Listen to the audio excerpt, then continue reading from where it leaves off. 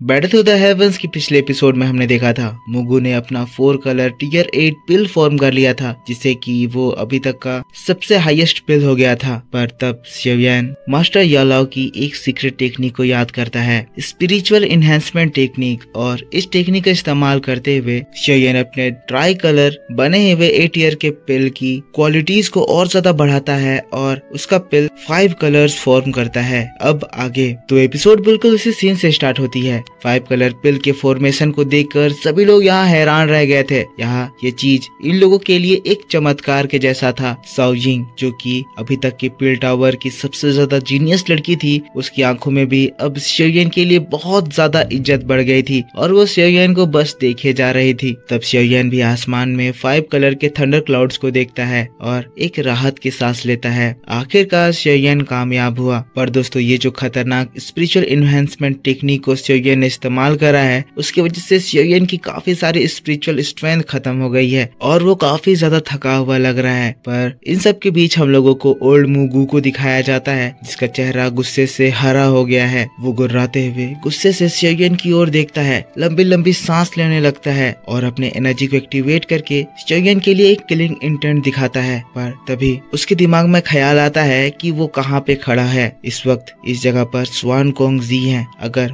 ये old Mugu xiaoyan के ऊपर कुछ भी उल्टा सीधा रूल के खिलाफ अटैक करने की कोशिश करा, तो ये जानता है कि स्वान कोंग जी अपनी उंगली की ताकत से उसको मिट्टी के ढेर में मिला देंगे। तब अपने गुस्से को कंट्रोल करते हुए कहता है, लड़के तुम प्रे करना कि तुम फ्यूचर में मेरे हाथ में ना पड़ो, क्योंकि अगर तुम पड़ गए तो मैं तुम्हारी हालत इतनी ज्यादा खराब कर दूंगा, तुम्हारी जिंदगी इतनी ज्यादा बद से बदतर कर दूंगा कि तुम मौत की भीख मांगोगे पर मर नहीं पाओगे। xiaoyan के लिए मुगु के मन में बहुत ही ज्यादा गुस्सा था, पर वो चाहकर भी xiaoyan का कुछ भी नहीं बिगाड़ सकता था। पर xiaoyan ये सारी चीजों को देखकर मुगु की ओर देखकर हंसता है और फिर कहता है, मुगु मैंने कहा था ना कि तुम मेरे टीचर से कम्पीट करने के बराबर नहीं हो। तुम मुझसे कम्पीट नहीं कर पा रहे हो तो मेरे टीचर से क्या करोगे। xiaoyan की ये बात को सुनकर तो मुगु का दिल और ज्यादा बैठ जाता है। xiaoyan ने इतनी खतरनाक बेइज्जती कर दी थी कि यहाँ मुगु के मुंह से खून निकलने लगता है। उसकी आंखें लाल हो चुकी थी। लाल आंखों से वो xiaoyan को देख रहा था। मुगु को इतनी खतरनाक बेइज्जती इसीलिए लग रही है क्योंकि पूरे सेंट्रल प्लेन में ये मुगु एक बहुत फेमस पर्सन है। पर वही यहाँ पर एक तो सबसे पहले इसने अपना रियल फेस सभी को दिखा दिया और अब वो xiaoyan जैसे बच्चे से हार रहा है, जो कि एक यंगर जनरेशन का पर्सन है। इससे उसकी खतरनाक बेइज्जती होने वाली है। लेकिन तब मुगु के दिमाग में एक और बात आती है, जिसके बाद वो अपने गुस्से को कंट्रोल करता है और xiaoyan की ओर चिल्लाता है,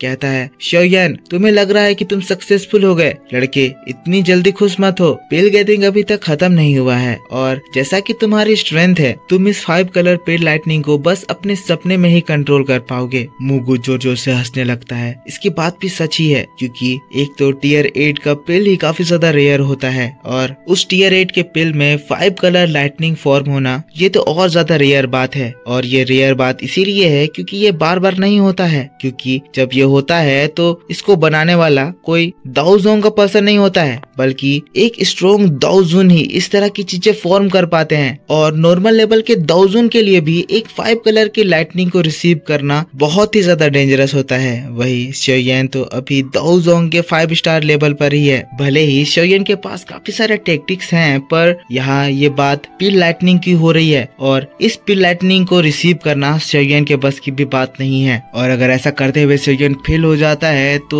सबसे पहले तो उसका ये पिल डिस्ट्रॉय होगा और दूसरा वो इस पिल गैदरिंग के टॉप 10 में भी नहीं आ पाएगा। अब ओल्ड मू की हंसी के बाद, उसकी बातों को सुनने के बाद जो अरीना पूरा xiaoyan की चीयर से गूंज रहा था, सभी लोग एकदम से शांत हो जाते हैं। सभी लोग अब सीरियस होकर xiaoyan को देख रहे हैं कि xiaoyan अब क्या करने वाला है। लेकिन हम लोग xiaoyan को देखते हैं जो कि काफी ज्यादा रिलैक्स्ड और मुगु को देखकर मुस्कुरा रहा था। मुस्कुराते हुए कहता है, मुगु तुम्हें इस बारे में बिल्कुल भी चिंता करने की जरूरत नहीं है, ये छोटी मोटी बातें हैं, मैं आराम से हैंडल कर सकता हूँ। xiaoyan की इस बात को सुनकर मुगु एकदम शॉक्ड, लेकिन फिर हंसता है, कहता है, ठीक है, मैं भी देखना चाहता हूँ कि तुम कैसे इस 5 कलर पिल लाइटनिंग को अपनी एबिलिटीज से रोक पाओगे। लेकिन तभी शोयन अपने हाथों को हिलाता है और तुरंत ही वहाँ पर शोयन का अर्थ डीमन पपेट अपीयर हो जाता है। पर दोस्तों अर्थ डीमन पपेट की हालत बहुत ज्यादा खराब थी। पिल रियल्म में मुगु का अटैक खाने के बाद उसका चेस्ट लगभग धंस गया था और ये ऐसा लग रहा था जैसे ये पपेट टूट गया है। पर हमें एक बात याद रखनी चाहिए कि अर्थ डीमन पपेट के लिए लाइटनिंग एक टॉनिक की तरह काम करती है, जिससे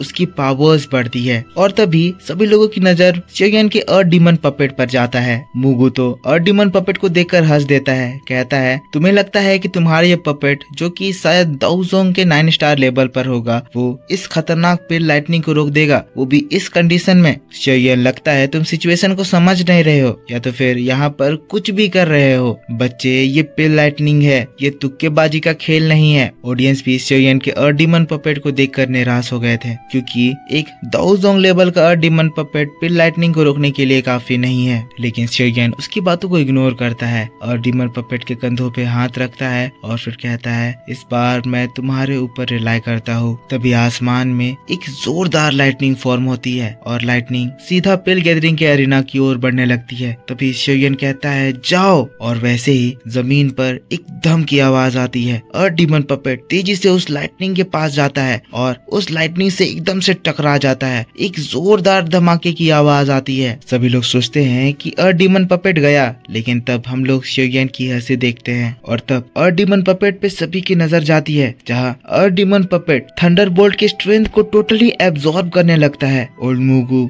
देखकर एकदम हैरान, वो देखता है कि अर्थ डीमन पपेट चमक रहा है। ये शॉक्ड हो जाता है क्योंकि इस तरह का पपेट उसने इससे पहले कभी भी नहीं देखा था। ओल्ड मुगु समझ आता है कि चैंपियनशिप से आज उसका पत्ता कट गया है, जिसके बाद कुछ आते हुए अपने मन में कहने लगता है तभी ये लड़का इतना ज्यादा कॉन्फिडेंट था, ये एक यूनिक पपेट पोजेस करता है। अगर मुझे इस बात का अंदाजा पहले रहता तो मैं पिल रियल्म में ही इस पपेट को डिस्ट्रॉय कर देता। मुझे थोड़ी और पावर लगानी चाहिए थी, मेरे एक ही पंच से ये पपेट उसी वक्त डिस्ट्रॉय हो जाता। पर यहाँ मुगु रिग्रेट कर रहा था। वही सो यिंग और शोयन के दोस्त एक राहत की सांस लेते हैं। आसमान में पिल लाइटनिंग गिर रहे थे और डीमन पपेट उन सभी लाइटनिंग को एब्जॉर्ब कर रहा था। तब हम लोगों को सेकंड हेड को भी दिखाया जाता है, जो कि शोयन को देखकर मुस्कुरा रही होती है। कहती है इस लड़के के पास तो सच में काफी सारे ट्रेजर्स हैं। इस तरह का पपेट मैंने पिछली बार एंशिएंट रूइन में देखा था। ये पपेट थंडरबोल्ट की स्ट्रेंथ को एब्जॉर्ब कर सकता है।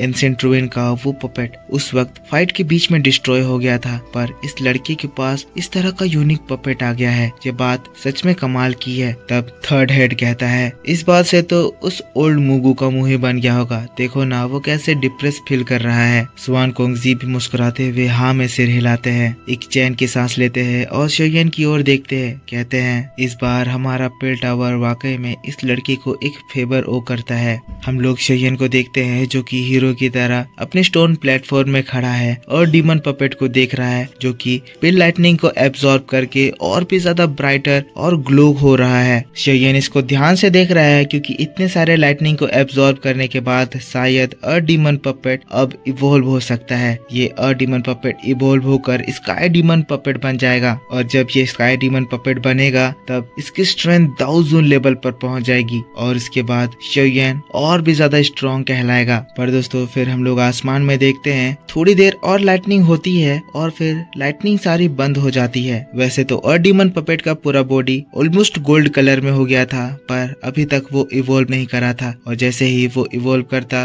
वो गोल्ड की तरह चमकने लगता। पर लाइटनिंग अब बंद हो गई थी तो शोयन कहता है शायद आज मैं अर्थ डीमन पपेट को स्काई डीमन पपेट बनता हुआ नहीं देख पाऊंगा। लेकिन तभी आसमान में अचानक से और काले बादल आ जाते हैं। ये पिल लाइटनिंग के बादल नहीं थे, ये एक बड़े तूफान के बादल थे और इस चीज को देखकर ओल्ड मुगु बड़ा खुश हो जाता है। कहता है लगता है इस लड़के की किस्मत आज सच में बहुत ज्यादा खराब है और मुझे हेवन भी हेल्प कर रहा है। अचानक से एक तेज साउंड पूरे अरीना में गूंज उठती है। यहाँ पर नेचुरल जो तूफान बना है उसकी वजह से जितने भी लाइटनिंग है वो एक जगह इकट्ठे हो जाते हैं और वहाँ पर एक बहुत ही बड़ा सा लाइटनिंग बोल्ट क्रिएट हो जाता है। ये बोल्ट पिछले जितने भी बोल्ट थे उस सभी से बहुत ज्यादा बड़ा था जिसको देखकर तीनों हेड भी परेशान हो जाते हैं। स्वान कोंग जी कहते हैं ये पिल लाइटनिंग एक दूसरे में सारे लाइटनिंग को गैदर करके एक ही जगह पर गिरने वाले हैं। ये सिचुएशन कुछ ज्यादा ही आगे बढ़ गई है, क्या हमें इंटरवीन करना चाहिए? लेकिन तब जो लेडी हेड है वो मुस्कुराती है,